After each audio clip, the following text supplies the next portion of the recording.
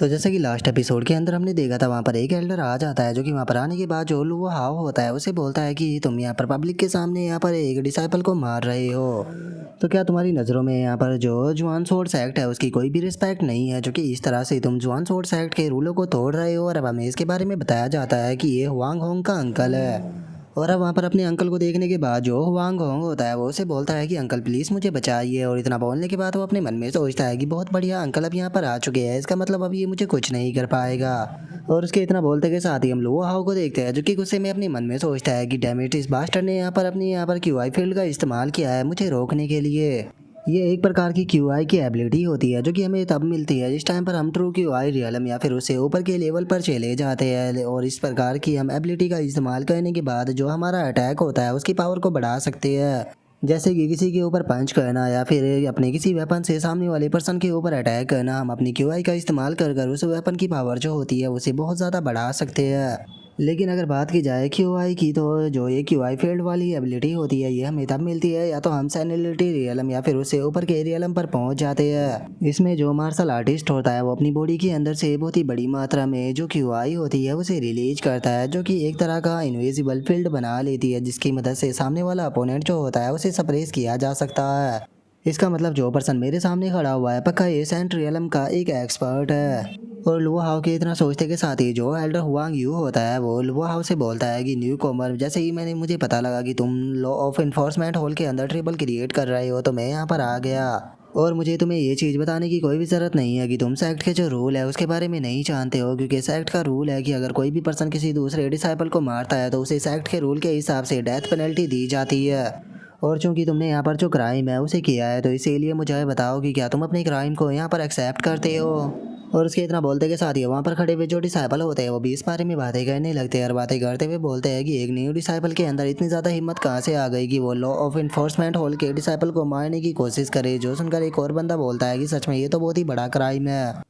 और उन डिसाइपलों के इतना बोलते के साथ ही जो हुआंग होंग होता है वो भी जोर जोर से हंसने लगता है। रास्ते हुए लुआ हाउ से बोलता है कि क्या अब तुम्हें यहाँ पर डर लग रहा है, तुमने यहाँ पर लॉ ऑफ इन्फोर्समेंट हॉल के अंदर जितना क्योस मचाया है तो अब तो मुझे कुछ करने की भी ज़रूरत नहीं, तुम यहाँ पर हर हाल में मरने वाले हो। जो सुनते के साथ ही जो लुआ हाउ होता है वह हंसते हुए उसे बोलता है कि ओ क्या तुम्हें लगता है कि मुझे यहाँ पर डर लगेगा? मैं जिस टाइम पर लॉ ऑफ इन्फोर्समेंट हॉल के अंदर आया था उस टाइम पर मैंने ये कभी भी नहीं सोचा था कि मैं इस जगह से जिंदा बचकर बाहर निकलूंगा। और इतना बोलते के साथ ही जो वो हाव होता है वो चिल्लाते हुए सभी डिसाइपलों से बोलता है कि सभी लोग जो है वो यहाँ पर मेरी बात को ध्यान से सुने। जो वांग लोंग था उसने अपने सबॉर्डिनेटों को बोलकर जो मेरा रूममेट था जियाओ मू उसे मरवा दिया, जिसके गुस्से में अगर मैंने लॉ ऑफ इन्फोर्समेंट हॉल के यहाँ पर कुछ डिसाइपल जो थे उन्हें मार दिया तो इसीलिए मुझे अभी डेथ पेनल्टी जो है वो दी जा रही है, जिसे मैं एक्सेप्ट करने के लिए तैयार हूँ।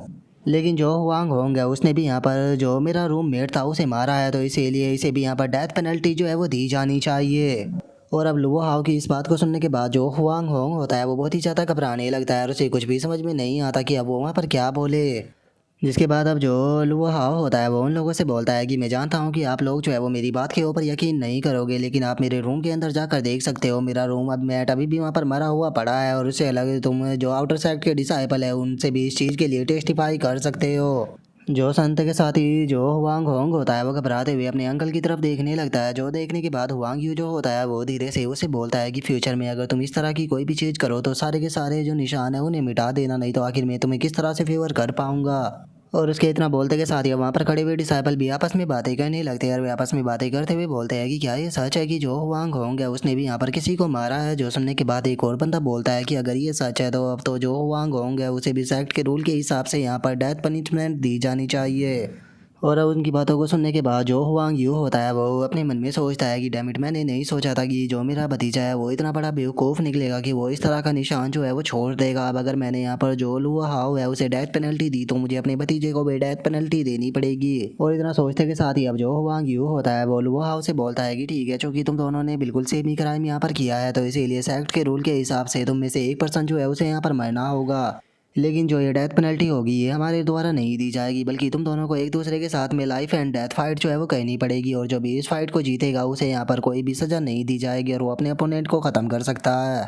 जो सुनते के साथ ही जो वो हाव होता है वो खुश हो जाता है और खुश होते हुए उसे बोलता है कि ठीक है, अगर यही यहाँ पर रूल है तो मैं इसे एक्सेप्ट करने के लिए तैयार हूँ, क्योंकि वैसे भी मुझे इसे सभी के सामने मारने का मौका मिलेगा, तो इसीलिए मैं और कुछ नहीं बोलना चाहता। जो सुनते के साथ ही जो हुआंग यू होता है वो वहाँ से जाते हुए बोलता है कि ठीक है, अगर ऐसी बात है तो ये मैटर जो है वो अभी यहीं पर ही ख़त्म होता है। 3 दिनों के बाद तुम दोनों जो है वो लाइफ एंड डेथ स्टेज पर मिलोगे। जो सुनते के साथ ही जो हुआंग होंग होता है वो उसे बोलता है कि अंकल आप ये क्या कर रहे हो, ये पर्सन मुझसे बहुत ज़्यादा पावरफुल है, मैं इसे नहीं हरा पाऊंगा। जो सुनते के साथ ही जो हुआंग यू होता है वो गुस्से में उसके सर को पकड़ते हुए उसे बोलता है कि अपने मुंह को बंद करो, क्योंकि अगर मैंने ऐसा नहीं किया तो तुम दोनों को ही यहाँ पर मरना होगा। और मुझे समझ में नहीं आ रहा कि आखिर तुम यहाँ पर इतना क्यों घबरा रहे हो। क्या तुम्हें दिखाई नहीं दे रहा कि मैं तुम्हारी यहाँ पर मदद करने के लिए तैयार हूँ, वो तुम्हें कभी नहीं हरा पाएगा। जो सुनने के बाद जो वांग होंग होता है वो उसे बोलता है कि लेकिन वो मुझसे पावरफुल है। जो सुनते के साथ ही वांग यू बोलता है कि टेंशन मत लो, उससे निपटने का मेरे पास में प्लान है। जो सुनते के साथ ही जो वांग होंग होता है वो भी खुश हो जाता है और खुश होते हुए बोलता है कि शुक्रिया अंकल, मैं इस एहसान को नहीं भूलूंगा। और उसके इतना बोलते के साथ ही अब जो नरेटिंग वॉइस होती है वो हमें बताती है कि इसके बाद में जल्दी ही पूरे सेक्ट के अंदर इनके बारे में न्यूज़ फैल गई कि जो आउटर सेक्ट का डिसाइपल हाउ लुओ है और जो इनर डिसाइपल का सेक्ट हुआंग होंग है, उन दोनों के बीच में फाइट होने वाली है। और सभी को यही लग रहा था कि जो हुआंग होंग है वो इस फाइट को जीत जाएगा। और अब नरेटिंग वॉइस के इतना बोलते के साथ ही हम वहाँ पर डिसाइपलों को देखते हैं जहाँ पर कि वे आपस में बातें कर रहे होते हैं। और एक डिसाइपल बोलता है कि क्या तुमने सुना है कि 3 दिनों के बाद में एक फाइट होने वाली है। जो सुनते के साथ ही एक और डिसाइपल जो होता है वो बोलता है कि हाँ मैंने इसके बारे में सुना है, लेकिन जो भी ये न्यू डिसाइपल है मुझे ये एक नंबर का बेवकूफ़ लगता है। क्या उसे पता नहीं कि हुआंग होंग का साथ जो है वो एल्डर हुआंग यू दे रहा है, तो उसका जीतने का कोई भी चांस नहीं। और अब हमारा व्यू जो होता है वो लुआओ के ऊपर आ जाता है, जो कि जियाओमू की कवर पर बैठा हुआ होता है। वहाँ पर बैठा होने के बाद वो अपने मन में सोचता है कि मैंने अपनी ड्रैगन ब्लड लाइन का इस्तेमाल किया था, जिस कारण मैं जो हुआंग होंग था उसे लगभग वहाँ पर मारने ही वाला था। लेकिन तभी एंड टाइम पर वहाँ पर जो वो एल्डर हुआंग यू था वो आ गया, और जो कि उसने लाइफ एंड डेथ फाइट को कराया है। और मुझे वो बहुत ही ज़्यादा कॉन्फिडेंट भी लग रहा था, तो इसीलिए मुझे पक्का यकीन है कि वो वहाँ पर कोई ना कोई चाल जो है वो ज़रूर चलेगा। लेकिन मेरे पास में उसकी हर एक चाल का जवाब है। और इतना बोलते के साथ ही जो लुआ हाओ होता है वो कॉपर मिरर के अंदर चला जाता है। और वहाँ पर आने के बाद जो लुआ हाओ होता है वो अपने मन में सोचता है कि अभी मैं क्यू आई कंडेंस रियलम पर हूँ, लेकिन अगर इन 3 दिनों के अंदर मैं ट्रू क्यू आई रियलम पर ब्रेक थ्रू कर लेता हूँ तो उनके जो भी सपने हैं मैं उन्हें पूरी तरह से ख़त्म कर दूंगा। और इसके इतना सोचते ही हमारा व्यू 3 दिनों बाद पर आ जाता है, जहाँ पर कि मिरर का सरफेस जो होता है वो एकदम से पूरी तरह से हिलने लगता है। और अब हम लोहा हाउ को देखते हैं, जो कि ब्रेक थ्रू कर लेता है। और ब्रेक थ्रू करने के बाद खुश होते हुए बोलता है कि मैंने सक्सेसफुली यहाँ पर ट्रू क्यू आई रियलम के फर्स्ट लेवल पर ब्रेक थ्रू कर लिया। और गाइज, अगर आप इस मानवा के जो कल्टीवेशन के लेवल है उनके बारे में भूल गए हो तो मैं आपको एक बार दोबारा से याद दिला देना चाहता हूँ। इस मानवा के अंदर सबसे पहला कल्टीवेशन का जो लेवल है उसका नाम है बॉडी टेम्परिंग रियलम, उसके बाद में आता है क्यू आई कंडेंस रियलम, उसके बाद में आता है ट्रू क्यू आई रियलम, जिसपे कि अभी लोहा हाउ पहुँचा है। और अभी के टाइम पर आप इन्हीं 3 रियलमों के ऊपर फोकस करें। जैसे ही आगे के रियलम आएंगे तो मैं आपको उनके बारे में भी एक्सप्लेन कर दूंगा। जिसके बाद अब जो लुआ हाओ होता है वो भी मिरर के बाहर आ जाता है। अब मिरर के बाहर आने के बाद जो लुआ हाओ होता है वो जुआनमू की कब्र के ऊपर हाथ रखते हुए उसे बोलता है कि वैसे तो मैं अब ट्रू क्यू आई रियलम पर पहुंच चुका हूँ, लेकिन अभी भी मुझे बहुत ज़्यादा सावधान जो है वो रहना होगा, क्योंकि मुझे तुम्हारा बदला लेना है। और उसके इतना बोलते के साथ ही अब हमारा व्यू जो होता है वो लाइफ एंड डेथ स्टेज पर आ जाता है, जहाँ पर कि लुओ हाओ और जो वांग होंग होते हैं वो दोनों एक दूसरे के सामने आ चुके होते हैं। और अब लुओ हाओ को वहाँ पर देखने के बाद सभी लोग जो होते हैं वो उसके बारे में बातें करने लगते हैं। और उसके बारे में बातें करते हुए बोलते हैं कि जरा देखो तो ये न्यू डिसाइबल यहाँ पर आ गया, क्या इसे मैंने से बिल्कुल भी डर नहीं लगता। और उनके इतना बोलते के साथ ही जो हुआंग यू होता है वो भी मुस्कुराने लगता है, और मुस्कुराते हुए बोलता है कि चलो जो हाउ लुओ है वो, चूंकि वो अब यहाँ पर आ चुका है तो इसीलिए लाइफ एंड डेथ फाइट जो है उसे स्टार्ट की जाती है। और उसके इतना बोलते के साथ ही अब जो हुआंग होंग होता है वो लुआ हाउ से बोलता है कि बच्चे, मैं मानता हूँ कि कुछ दिनों पहले तुमने गलती से मुझे हरा दिया था, क्योंकि मैंने इस चीज़ का अंदाज़ा नहीं लगाया था कि तुम क्यू आई कंडेंस रियलम पर पहुँच चुके होगे, और ये मेरी गलती थी। लेकिन आज जो बात है वो पूरी तरह से अलग है। आज तुम्हारे पास में यहाँ पर कोई भी चांस नहीं होने वाला कि तुम मुझे हरा पाओ। और इतना बोलते के साथ ही वो अपने ओरा को रिलीज करना शुरू कर देता है। और अब उसके ओरा को देखने के बाद वहाँ पर बैठे हुए डिसाइपल बहुत ही ज़्यादा शौक हो जाते हैं, और शौक होकर चिल्लाते हुए बोलते हैं कि हुआंग होंग कुछ दिनों पहले ट्रू क्यू आई रियलम के केवल फर्स्ट लेवल पर था, लेकिन जरा देखो 3 ही दिनों में ये तो ट्रू क्यू आई रियलम के थर्ड स्टेज पर पहुँच चुका है। और अब उन लोगों की बातों को सुनने के बाद जो हुआंग यू होता है वो खुश होते हुए अपने मन में सोचता है कि मैं जानता था कि यहाँ पर जो हुआंग होंग है वो पावर के मामले में थोड़ा यहाँ पर लीक कर रहा है, इसीलिए मैंने उसे एलिक्सर दी, जिस कारण वो थर्ड लेवल पर पहुँच गया।